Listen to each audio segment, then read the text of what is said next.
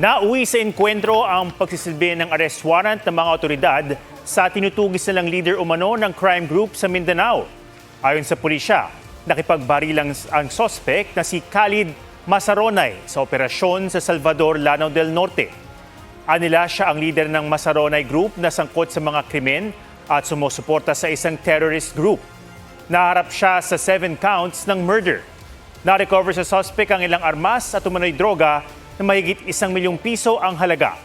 Tinutugis pa ang ilang kasamahan niya. Sensitibong balita mga kapuso, panibagong school shooting sa Zamboanga City ang gumulantang ngayong araw. 2 nasawi kabilang ang shooter na grade 8 student. Nakarehistro ang ginamit ng baril sa tatay niyang hepe ng Customs Police sa Zamboanga. Bukod sa kaso, nirelieve na siya sa pwesto. May report si June Veneracion. Binasag ng mga putok ng baril, sigawan at hiyawan ang pagsisimula ng klase kanina sa Ateneo de Zamboanga University Junior High School. Agad na inilak ng ilang estudyante ang mga pinto. At sa hudyat ng alarm, naglabasan sila. Habang nagtatakbuhan palabas ang mga estudyante, dinig pa rin ang putok ng baril. Ang pamamaril galing sa active shooter na inilivestream pa ang pagpasok at pagpapakawala ng bala sa ilang silid. Maya't maya ang dating ng mga ambulansya. Sa labas, emosyonal ang mga estudyante pagkakita sa mga sumundong magulang at guardian.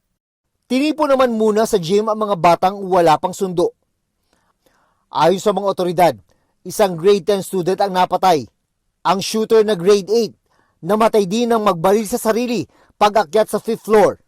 Nagpaabot ng pakikiramay sa mga biktima ang Ateneo de Zamboanga.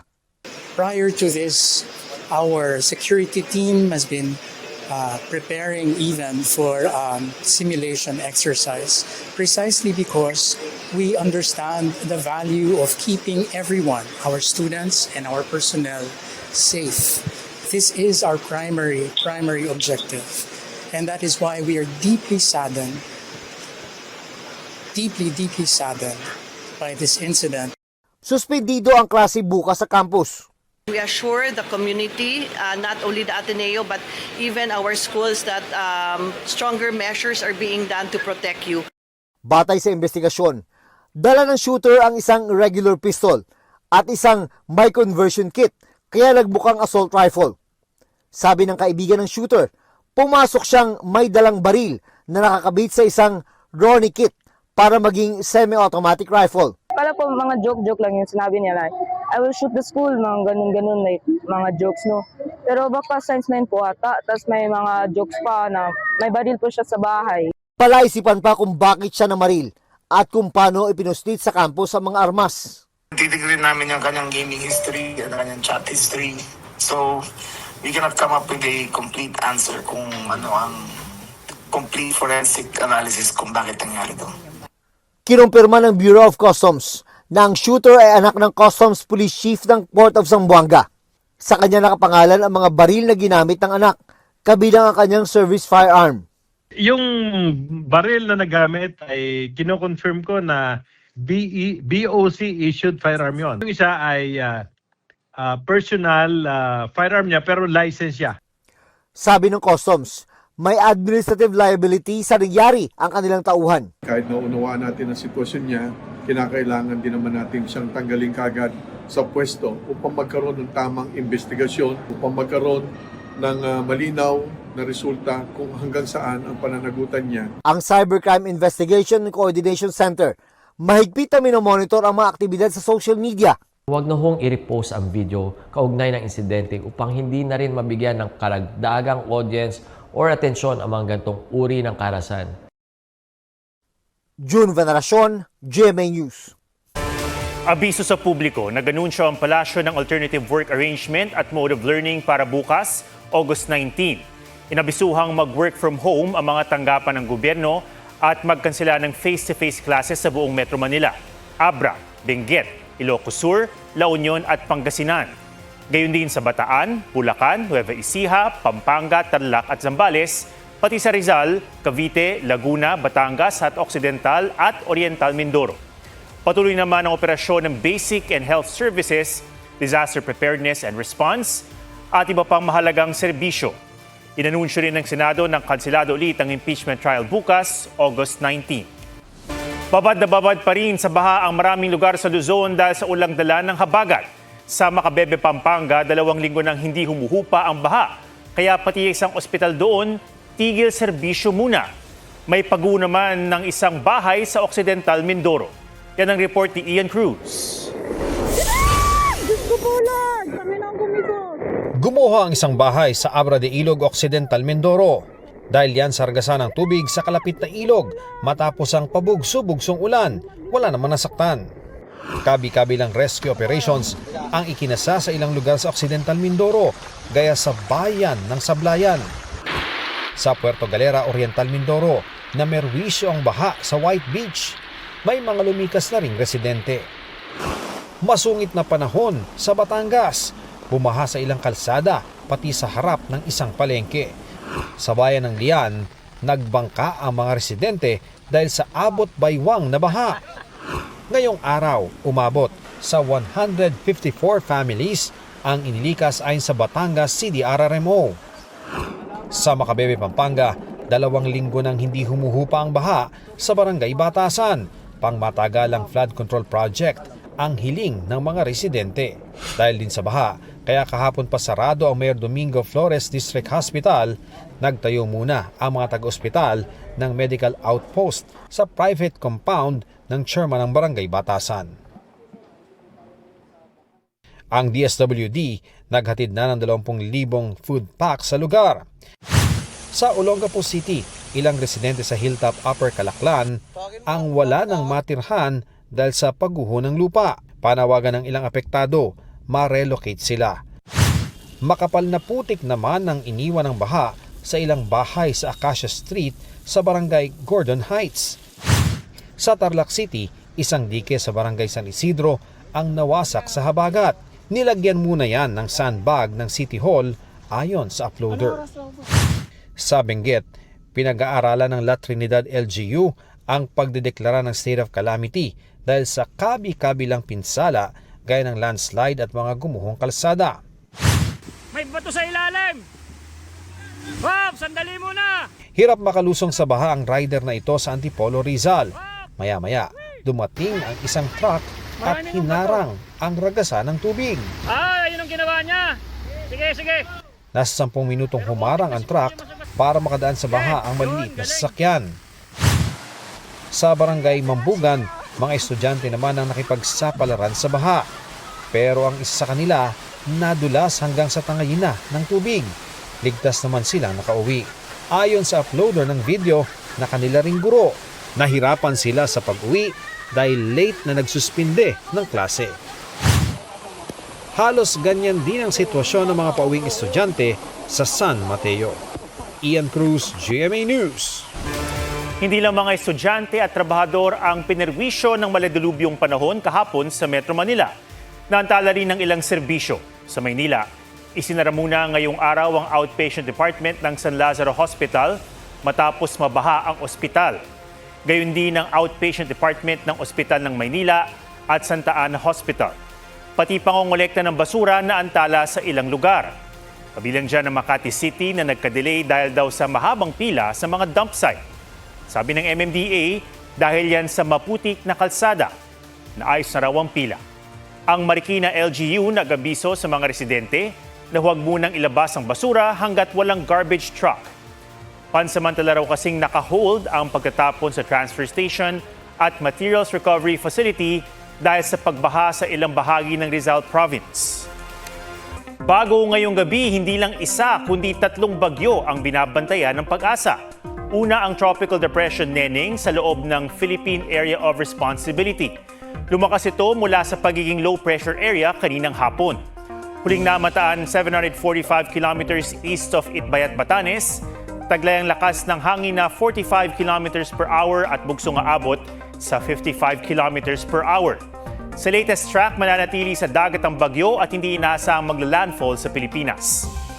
Tropical depression na rin ang isa pang sama ng panahon sa labas naman ng PAR, 520 kilometers west of Calayan, Cagayan.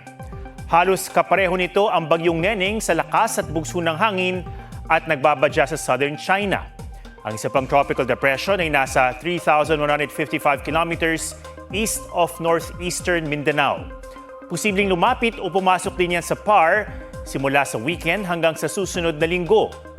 May impluwensyahan ng 3 bagyo ang habagat, kaya asahan pa rin ang mga pag-ulan.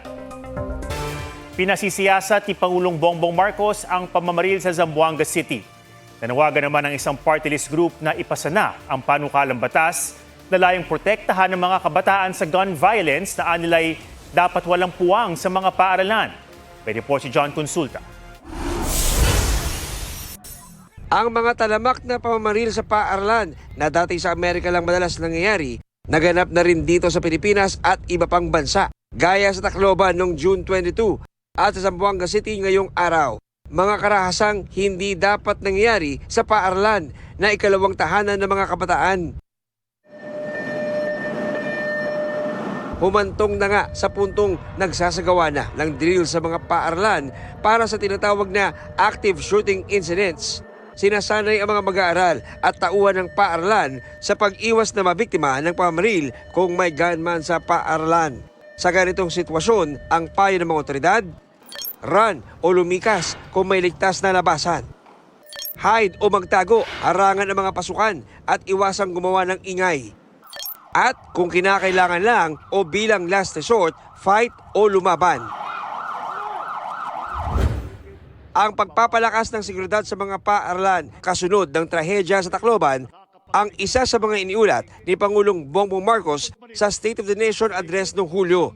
Magtutulungan ang lokal na pamahalaan, ang barangay, PNP, DepEd upang palakasin ang seguridad sa paaralan. Pinasisiyasat ng Pangulo ang trahedya sa Zamboanga at nakiramay sa mga apektado. We grieve with the families and the entire Ateneo de Zamboanga community over a tragedy that should never have happened.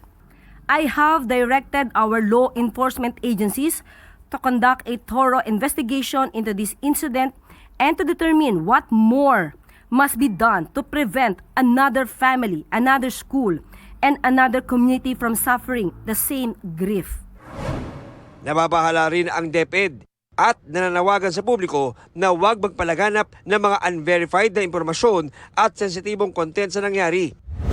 Bago ang mga nangyari sa Tacloban at Zamboanga, nabisto ng PNP Anti-Cybercrime Group noong Marso ang umunoy pang-recruit ng mga pininiwalaang dayuhan para maghasik ng karahasan. Sa tulong ng intel ng foreign authorities, natuntun ang isang online gaming community at nasagip ang 7 estudyanteng minor de edad. Dahil dito, nasa wata ang anilay plano ng mga estudyante na magkasa ng pag-atake sa kanilang paaralan sa Laguna. Sa pagdinig sa Senado, inusisa kung posibleng ang mga school shooting ay dahil sa impluwensya ng tinatawag na Nihilistic Violent Extremism o NVE na nagre-recruit sa chat group ng ilang online games. Ang modus ng grupong ito, maghanap ng mga vulnerableng minors online at hikayatin na gumawa ng kahindik-hindik na bagay. Global na ang reach ng 764. Sa Kamara, nakahain sa committee level ang House Bill 10058 o Child Safety Against Gun Violence Act. Kabilang sa mga nais itong manutas ang pagtitiyak na hindi mapasakamay ng mga minor de edad ang mga armas at pagkontrol sa access nila sa firearms training. Nais din ng panukala na panagutin ang mga magulang, guardian at iba pang may lisensya para magkaroon ng baril, shooting range at gun clubs. May pananagutan din ang mga paaralan kung bigo silang masawata ang anumang banta ng karahasan. Itinatakda rin ang pagpapalakas ng school security at emergency preparedness. Gayon din sa mga hakbang kontra bullying at pagtatakda ng guidance counseling at intervention programs. Ang Akbayan Party List na nagsusulong ng panukala muling nananawagang ipasa na ito at punan ang mga pagkukulang sa umiiral na gun safety measures. Anila, walang kabataan ang dapat mamatay dahil lang sa pagpasok sa paaralan. John Consulta, GMA News. Hindi lang sa Pilipinas, pati sa ibang bansa, perwisyo ang baha. Sa South Korea, umapaw ang ilang ilog sa South Gyeongsang Province. Binaha ang ilang lugar at nabalahaw ang ilang motorista. Nagkaroon din ng pagguho ng lupa kung saan isa ang nasawi at 3 ang nasugatan. Nasa 100 residente ang inilikas. Mula pa nitong weekend, ayon sa mga otoridad, halos 1 metro ang dami ng bumagsak doong ulan. Ang Hawaii sa Amerika hinagupit ng malalakas na ulan at hangin dala ng Hurricane Lala. Umapaw at rumagasang isang ilog. Di bababa sa 100 bahay ang nasira at nabuwal din ang ilang puno. Libo-libo ang nawala ng kuryente. Sa atin din naman ng baha sa Peru, may mga sasakyang nalubog gaya ng bus. Hindi rin madaanan ng ilang kalsada at pinasok ng tubig ang ilang bahay.